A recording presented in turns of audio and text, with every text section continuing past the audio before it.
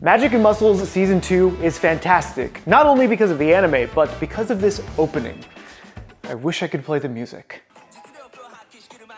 It's so good. And in that opening, Masha eats a giant cream puff, and that is what I want to make today. Now, for the previous video where I tried Masha's diet for 24 hours, I had made different cream puffs based on the original anime opening. This time, we're going to be making a giant vanilla custard cream puff. Now, this recipe for the filling is super simple. I have 1 cup of whole milk followed by around 100 grams of sugar. Now, this needs to come to a simmer to make sure all of that sugar is fully dissolved. To this, I'm adding in 1/2 a vanilla bean pod. Now, if you don't have vanilla bean, that's totally okay. Use vanilla extract instead. And finally, add in around 1 teaspoon of salt. Give this another whisk, and remember, this is for the filling. I'm going to make a higher protein version by not only using egg yolks to make a really thick custard, but I'm also going to add egg whites. But before I add in my egg whites, I actually need to fish out that vanilla bean to make my life easy because we don't want to leave that in there. And then we do have to temper both the egg yolks and the egg whites. This just means I'm taking some of my hot liquid and introducing it to the egg yolks. This way there's less of a chance of overcooking the eggs when I put it back into the pot. Once the egg yolks and the egg whites are tempered, I'm slowly adding this back into the pot with the heat off. This is not cooking over a heat, just to make sure that I don't cook these eggs. Once both of those are added and they're mixed really well, this is when we're adding in around 3 tablespoons of cornstarch. The cornstarch will help thicken up the pastry cream, so this way we can easily pipe it into our pastry later. Just remember to keep this over a nice low-medium heat. Now, I've been stirring this and mixing this for about 5 minutes, and it's really thick now, but it looks a little lumpy, and that's okay because we have to add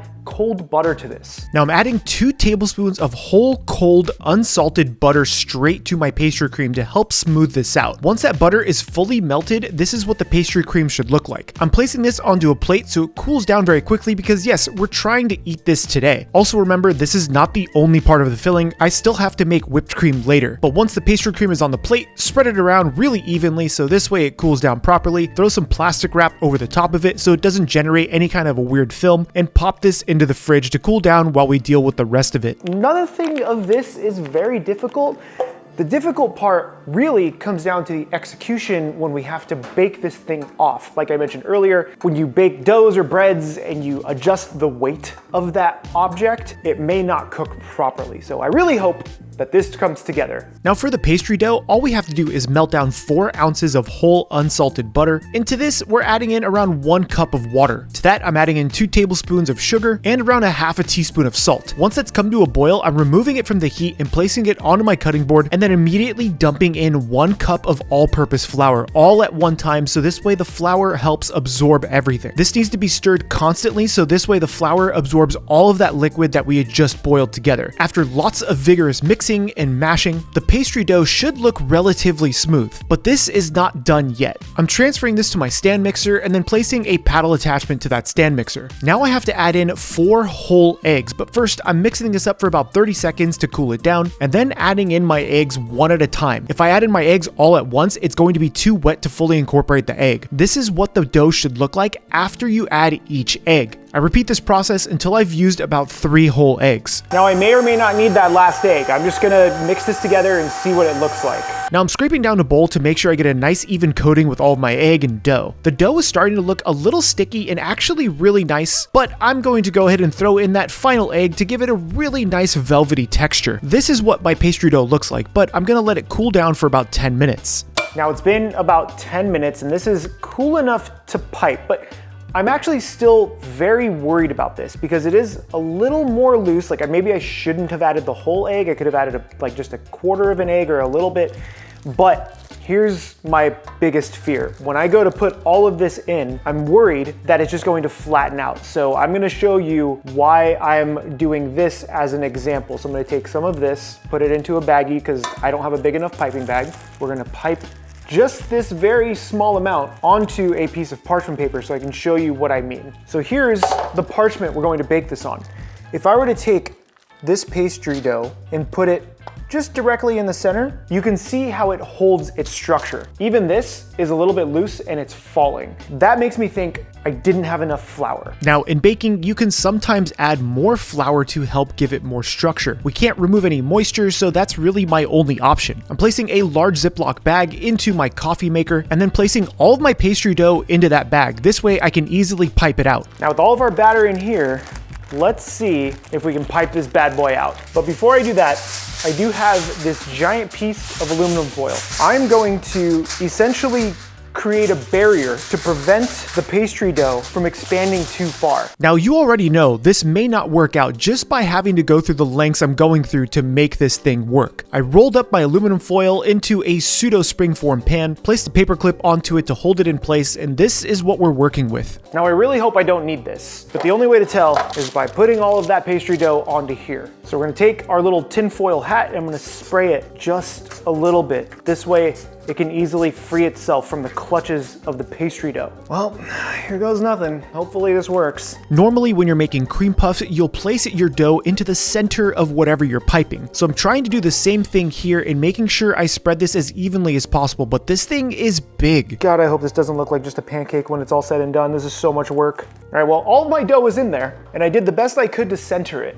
Kind of see what that looks like. Yeah, it's not looking good. The last thing before we throw this in the oven is to hit it with some egg wash to help protect the dough. This has to immediately go into the oven at 425 degrees Fahrenheit for about 15 minutes. Good luck. This is where we find out whether or not this works. I'm genuinely worried that's not gonna work. It's been 15 minutes. We gotta pull this thing out to see what it looks like. Now, I am worried because I could smell it. It looks like it's puffed up a little bit, but it's puffed up in not the right ways. What I mean by that is that you can see it's kind of like a pancake shape versus that dome shape. Now, I do have to remove this. Oh man, this is risky because it shouldn't be exposed to any cold, otherwise it can deflate, but I have to take this off. Oh, it looks like a cheesecake, no! That's okay, we're gonna let this happen. We're gonna pop this back in after I egg wash it again. The center of this is still very, very wet. So this has to go back into the oven now that it has some kind of a shape after I egg wash it for another probably 5 to 6 minutes to try to get some more structure out of it, maybe. Oh, baby, look at this. It puffed up, it has beautiful color.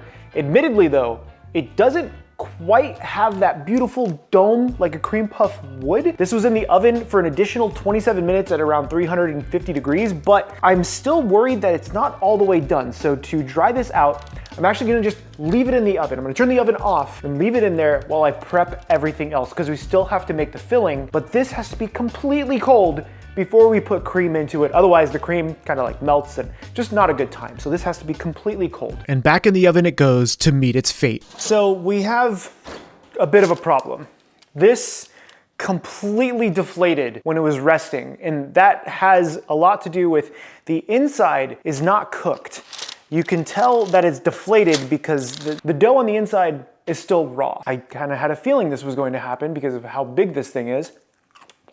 And while it's still delicious, I'm gonna try this again. So here we go, round 2, baby. 4 ounces of butter, 1 cup of water, 2 tablespoons of sugar, a pinch of salt. Bring this thing to a boil, make sure it is fully melted, then add in 1 cup of all-purpose flour, get this completely saturated with that butter and that water, and then actually cook this on the stovetop for about 1 minute to make sure that flour is completely cooked. I'm even adding in a touch more flour because I'm so worried about this. This mixture goes into the mixing bowl. We mix this for 30 seconds to help cool it down, and then adding in our eggs one at a time. We're going with 2 eggs to start and then checking the dough. Upon realizing the dough was a little dry, I mixed up 1 more egg and only added half of that egg to create our dough. This dough has 1.5 eggs less than the previous dough, and you can see how well it holds its shape. This goes into a large piping bag, and then I'm piping this onto a sheet tray, but I am piping this somewhat like a cinnamon roll. This is going to do 2 things: get a nice even spread of dough, but it may also backfire because this is not how you would normally pipe a cream puff. It does fortunately hold its shape really well, so I egg wash this thing and then get it into the oven at 425 degrees Fahrenheit for 15 minutes to try to get a beautiful puff. I really hope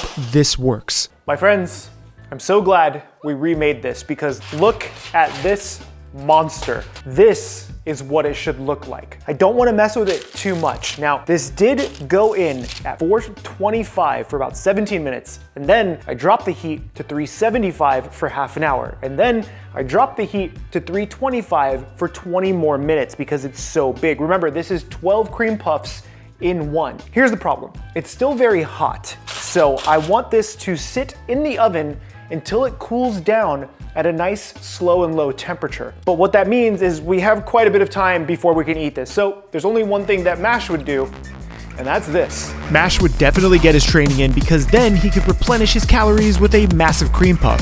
You had to have seen that coming if you've been watching the channel for any length of time. Now, after a decent workout, it's time to eat this, but it's not quite ready yet because right now it's just a puff with no cream.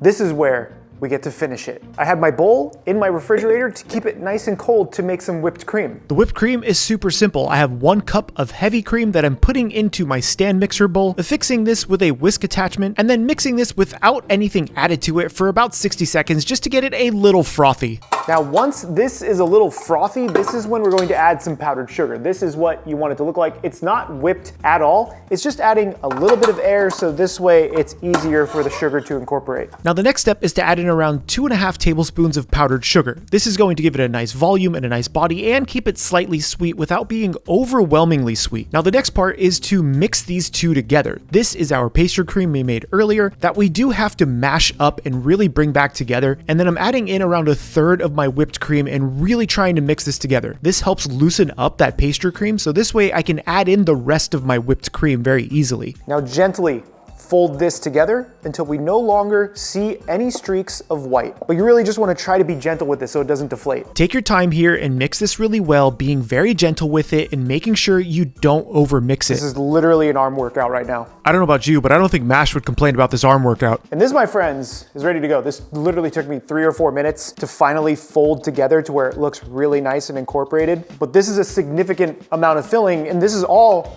going in there. Now to make sure we get an even spread of this beautiful cream, I'm going to be putting this into a large Ziploc bag, or you can use a piping bag if you have it. If you don't have anything to pipe it with, yes, you can just do giant spoonfuls of it, but I don't think it'll look as nice. Oh God. Oh, that was a miss. And this is ready to pipe. Oh my God, that's so much. I'm actually going to leave this in here to settle a little bit while we cut the pastry and get that ready. Now for the pastry itself, super simple. We're just going to try to cut this down the center as evenly as we can. Now, my bake wasn't as even as I would have liked. So it's gonna be a little lopsided, but it's cooked in the middle. It actually has some nice aeration. Like, that looks pretty good. Now we have all of this ready. There's only one thing left to do, and that's to tell you about my brand new book over on Kickstarter live right now. This is Quest for the Best Tokyo. I went on a giant anime adventure searching for foods from One Piece, Demon Slayer, Naruto, and a few others, and all of those stories and thoughts are featured in this brand new book. But not only do you get to see all the adventures I had, I created some really easy Japanese style recipes for you to follow along with. That way you could read the adventures and then make the food for yourself based on some of the flavors that I had had out in Japan. This is truly a labor of love, and we couldn't make this without you. As of filming this video today, it is Tuesday, we have surpassed our funding goal. That means the book is happening, but we have some really cool stretch goals that we would love to hit. But to do that, we need your help. So head over to Kickstarter right now and secure a signed copy with this really awesome creator cover. That's Quest for the Best Tokyo live on Kickstarter at the link down below. Now let us make this massive cream puff. Now that you've backed my new book on Kickstarter, it's time to fill this sucker with all of this pastry cream. This is an insane amount of pastry cream. It's going to tower above all other pastry creams into this one glorious cream puff. Look at this. Look at this mountain. If that doesn't look impressive, I don't know what does. Now we're gonna take this and we're just gonna... We have done it. It's taken way too long to make this. We had to make 2 different pastries, but we did it. There's only one thing left to do, and that's to eat it. Look at this. I can barely pick it up. It's so heavy. It's the size of my head. I have a big head. It's not the size of my head. I'm genuinely nervous to eat this just because we've spent so much time on it. And how do you even eat this thing? You cannot hold this with one hand. We're gonna try. Gonna grab this like mash would. Oh my God. I do this for you guys. I really do. You guys are the reason why I have this channel. Please buy my book on Kickstarter. Cheers.